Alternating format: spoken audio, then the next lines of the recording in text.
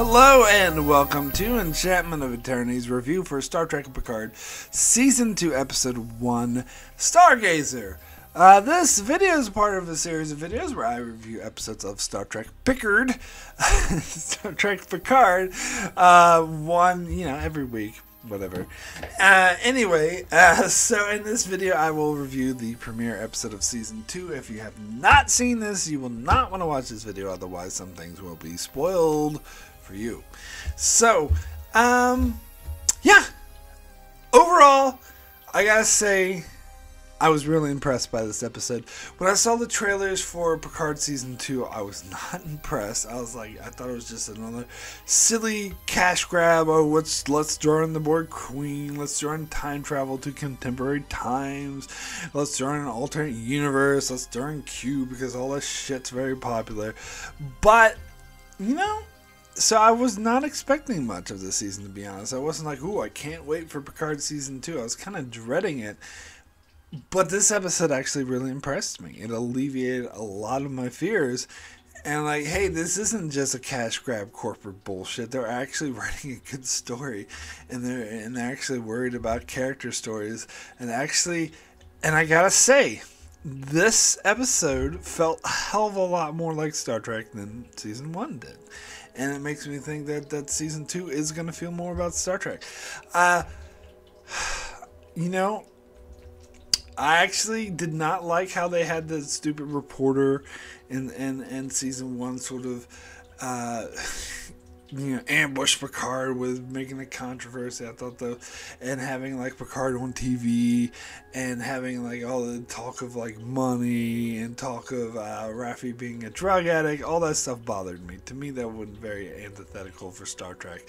Now, they're not saying now that stuff never happened, and they're not saying it doesn't exist, but they're just not focusing on that this season. Like, they're not saying that Raffi was never a drug addict, this is just saying that she's not one now. So they're just not focusing on that, and plus they're more in Starfleet. They're not trying to be Han Solo type bullshit, which kind of bothered me. Just felt more like Star Trek to me. So if we get more of this season, then I'm going to be a very happy guy.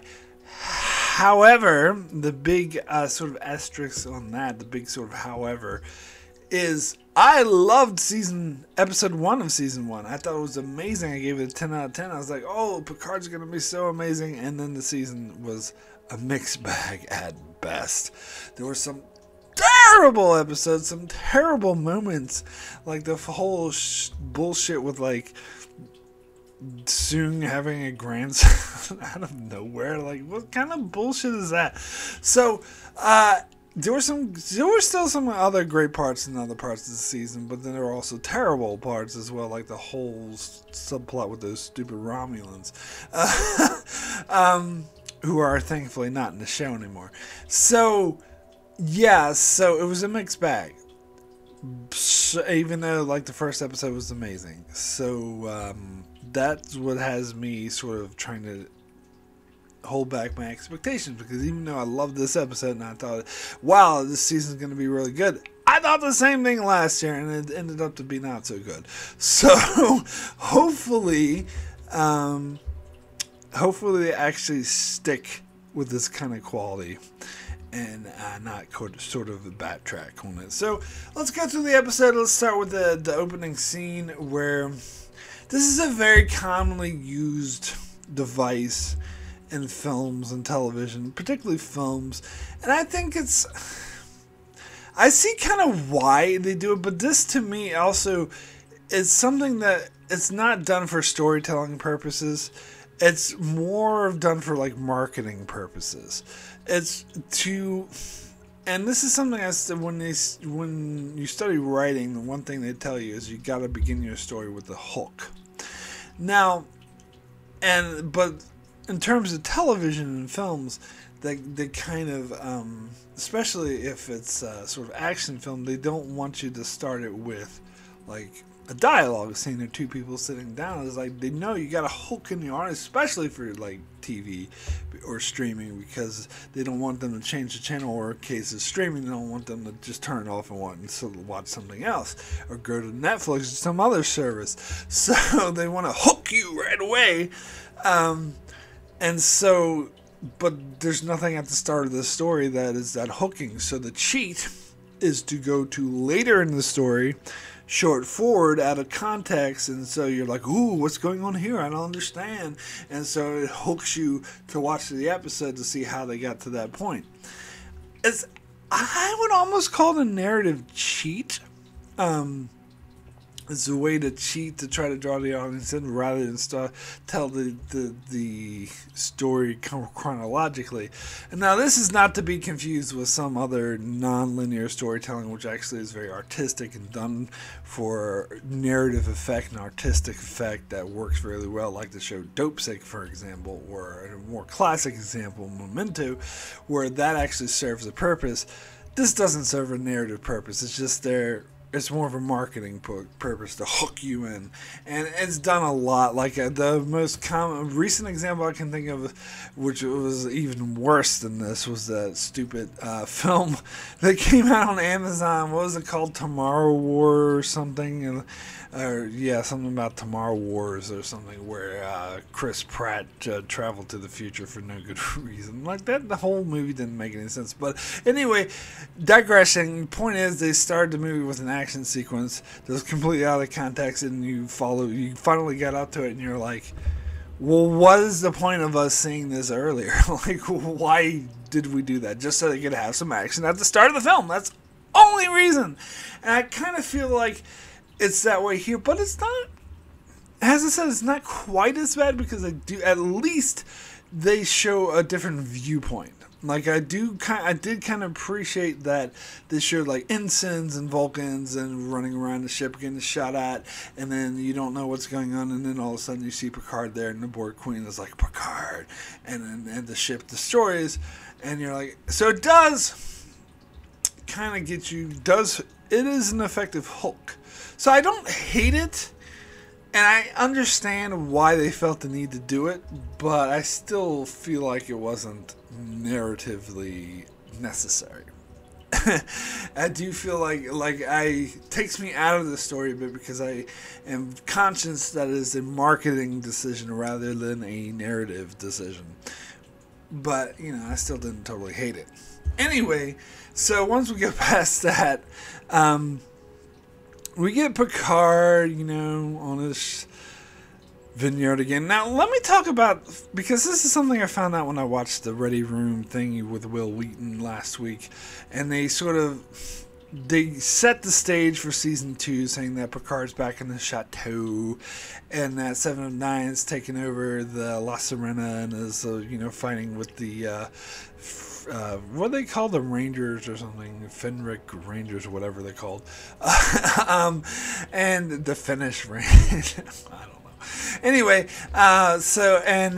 Rios is the captain of the new Stargazer, and Soji and Jurati are off on some Sensor OK tour, and fucking what's his face, Elnor Legolas is joined Starfleet Academy, and Rafi is teaching at Starfleet Academy, or no, she was on this other ship, the Excelsior. All these name drops. Come up with original names for the ships. No, but if we do that, how are we going to do nostalgia on all you Trekkies? Anyway, so when I learned that, I was like, but that's not what they were setting up for at the end of season 1. Clearly, at the end of season 1, they were setting up for the Adventures of La Sirena with Picard and the whole crew. Like, you saw them as a crew together, and Picard even said engage. He said the thing! He said the thing! Anyway, and you had, 709 and Soji, and they were all, even though Soji tried to wipe out all humanity and sentient life in the galaxy, they're like, oh, we're all good with you now. Anyway, they're all chummy and hanging out as a crew, and so this seems like a kind of a betrayal of that ending, that this, fuck that. We're not going to show the adventures of Picard and his new crew on the La Sirena. They're all going to go their separate ways. We're going to start the season where they're all fucking in other places. But that doesn't bother me too much, as I said. Actually, as I said, I kind of like it. I think it actually, even though it is a betrayal of what they set up in season 1, it works better for me. It's more interesting for me had they just said, "Oh, Picard and the Adventures of the Lost Arena." That, I don't know, that didn't seem like there'd be much storytelling advantage to that. I actually kind of like how, and it felt more like a movie that way, whereas the continuation of that end of season 1 of what I envisioned would have been more like a typical stereotypical TV series, television show from like the 90s, where this felt like more like a movie where it's a sequel and they reset and everyone's done other shit and they're all at different places. And so actually I think it works better for me because I didn't really like the setting of the Rogue Lost Arena. So I like that Starfleet's more involved. I love that Raffi's back in the Starfleet, that she's clean. As I said, I very much appreciate that. I like that Rios is back in the Starfleet. And the characters are still the characters. Jurati's still quirky. I love how she randomly brings up all the shit she did in season 1 when this guy was trying to hit on her. So they're still the characters. Although Rios having a cigar in his mouth on the bridge, like in a Starfleet uniform on a Starfleet ship, that annoyed me. I gotta be honest, that was stupid. That bothered me. And of course, they're not always Starfleet. 7 of 9 still Rebel, whatever. So that's, I think it worked. It really worked for me. And then, of course, I think her name is Varys or whatever. Was totally hitting on Picard, and then so he leaned in and sort of rubbed her chin, and she backed away and acted like he was being awkward, but she was flat out full on hitting on him. So I don't know, that scene didn't really work for me, because it seemed like if they wanted to portray an awkward moment between them, they didn't really do it correctly. It's the only thing awkward about that scene was the writing, in my opinion. Because the next day she was like, "Oh, it's awkward. We can't be around each other anymore. We can't pretend that didn't happen." It was but you were hitting hard out on him. Don't you acknowledge that? But anyway, sorry. That's maybe people disagree with me. "Oh, Mark, you're being dumb." I was I don't know, but that's just what it looked like to me. Anywho, So this spurs this thing with Picard thinking he might fall in love, and it's a sort of interesting character story for Picard, how he never found love, and it does make me think about his generations. Which, say what you want about the movie, and that movie had a lot of flaws, but one thing I think really worked for me in that movie is the character story with Picard feeling like that his family line will end, and he did bring that up again, I'm the last Picard, which doesn't he have cousins or distant third cousins or distant relatives? But anyway, putting that aside, wasn't it a second cousin twice removed with the last name Picard? Surely. But anyway, well, yeah, but it is a way to call back to the fact that he feels like that his family name is going to die because he doesn't have any children, and his nephew died, and his brother died, so he can't really have any more children that way. So that was the one good character story I liked about Generation that kind of insinuated that here, and I think that's going to play. And he talked about time, of course. There's going to be time travel. That's why his speech was about time. But it could be a way to sort of undo that, and then we got flashbacks to his childhood. Now, they seem to imply that his father was abusive to his mother and abusing her, and if that's the case, again, that will really bother me. But when I was watching the after show with Patrick Stewart, he was saying that the memories you see of Picard aren't entirely accurate, and that Picard is sort of his childhood memories, or you don't remember them very well or clearly, and that he's an unreliable narrator in that sense. And I was like, okay, that's fine. And I'm really curious to see where they're taking this. And I think they could do some really great stuff with exploring his character more. And I love it. Of course, we get the callback when the Borg Queen says the same thing his mother says. So that's really fascinating, interesting stuff. Also, I gotta say, talking about Starfleet. When the Admiral shows up to Picard and like holds out the comm badge, and they show like the zoom in close up, and you can see what a powerful moment that is for Picard to put the comm badge back on. Like, I almost got teary eyed. Like, it's very effective. That is the one thing I will say.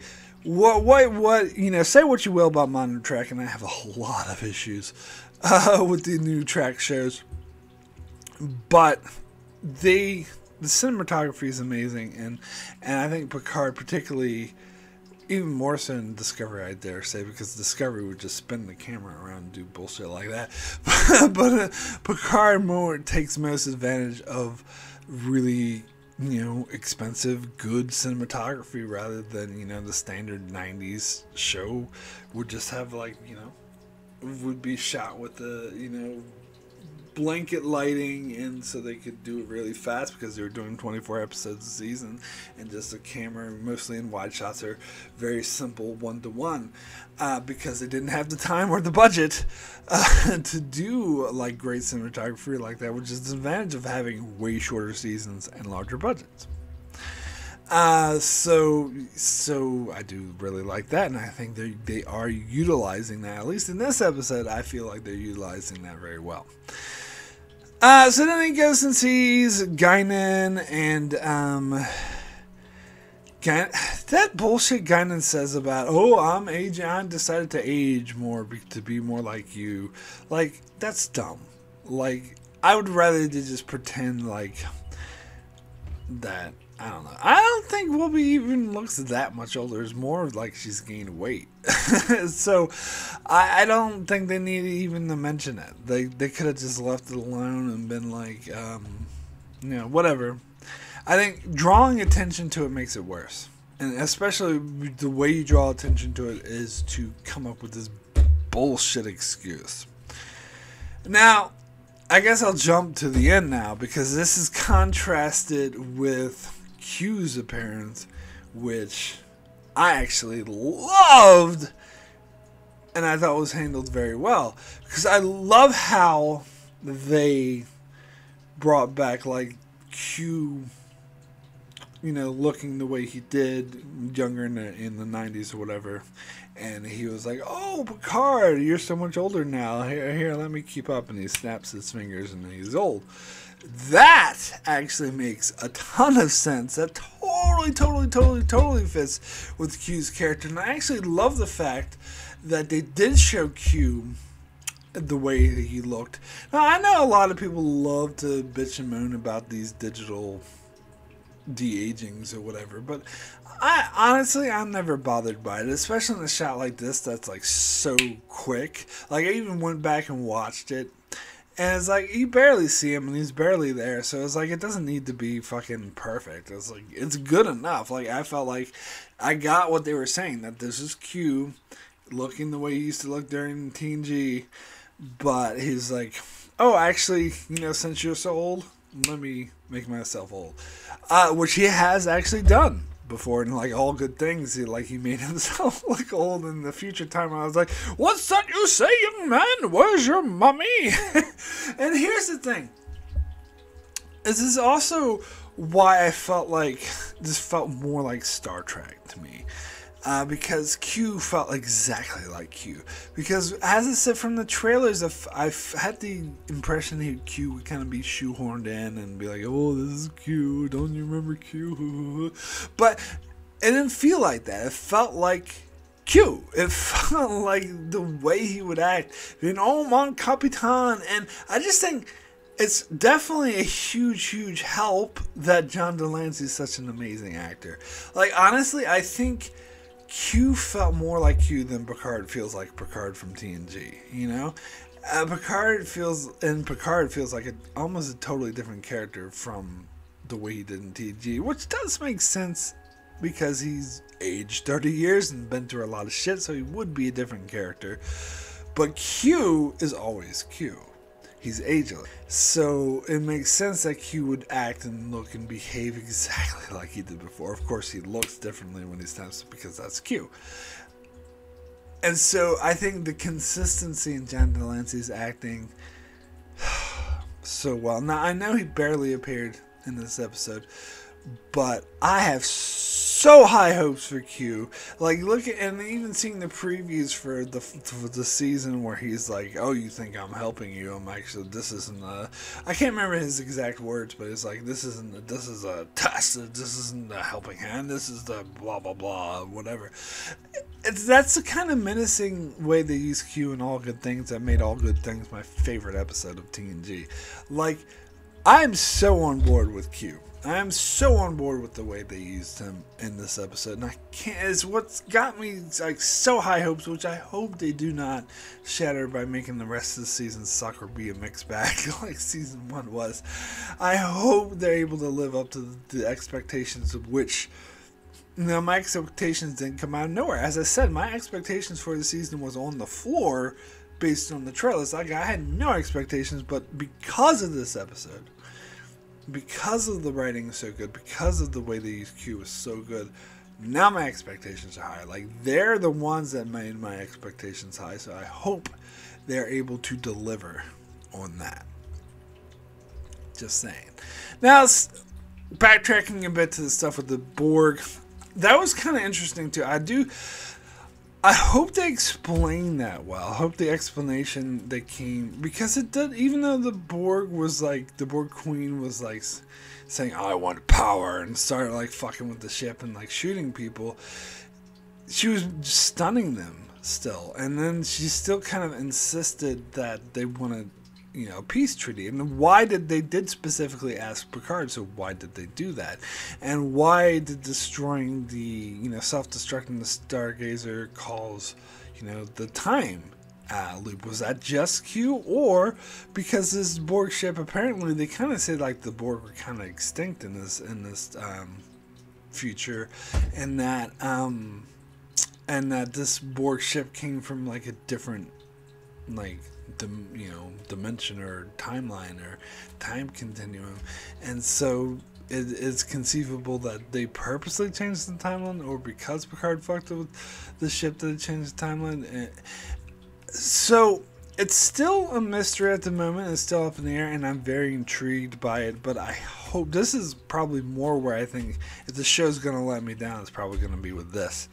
So I hope that they're able to live up to this and come up with a good explanation. Like, if it is like the Borg Queen just trying to be deceptive and fool you and be a Scooby-Doo villain, then that's gonna piss me off. I would rather that her sort of request for peace was genuine. Like, that would be way more interesting to me.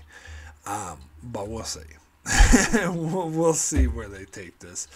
But yeah, overall, I thought this was a very, very strong first episode. So my rating for Stargazer out of 10, I'm going to give this a 9. Excellent. I kind of learned my lesson from giving it 10 in the last season too early. So I'm not quite going to give it a 10 because there is too much dependent on what comes next. But it was a great setup. It was a great premiere. It got me so interested when I wasn't interested before. I think it has my hopes high. Felt more like Star Trek. The writing was more on par. Like, I think having Q there was amazing. So hopefully the rest of the season does live up to what is set up here in this episode. Fingers crossed. Anyway, that is it for my review of episode 1 of season 2 of Picard. Be sure to check out my channel as I continue to cover episodes of Star Trek Picard. So yeah, be sure to check out my channel, and as I cover Discovery as well, and all things Star Trek, as well as other shows such as Star Wars: The Clone Wars, The Expanse, and more. So be sure to subscribe so you can keep up with all that, and thanks so much for watching.